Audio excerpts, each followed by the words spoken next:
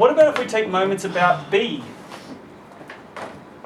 Sum of the moments about B equals 0.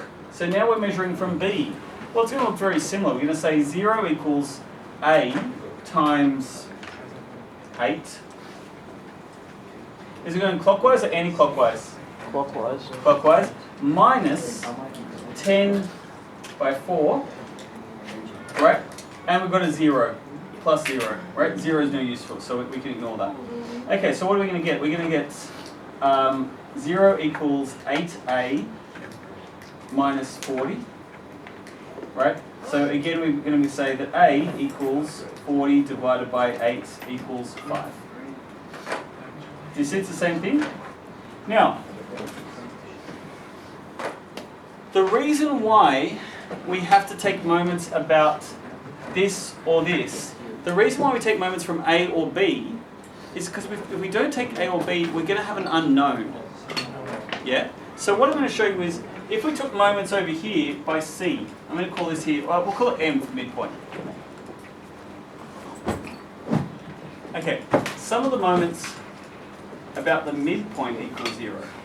Now what I have is I have 0 equals A times, A is unknown, times 4. Is it going clockwise or anti-clockwise? Clockwise.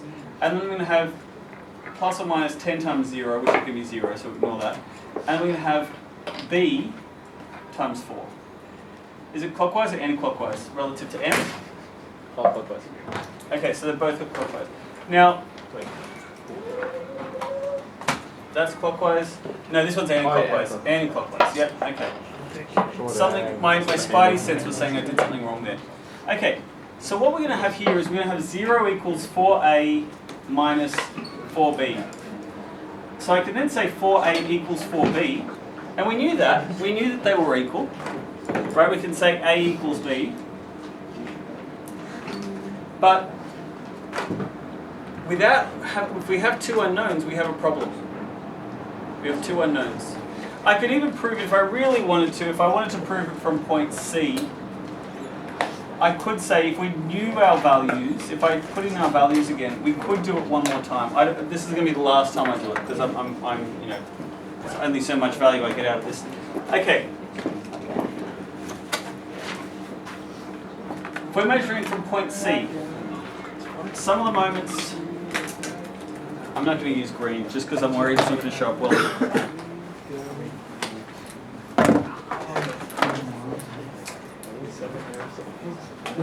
Some of the moments about C equals 0. 0 equals. Okay, we've got 5 going up.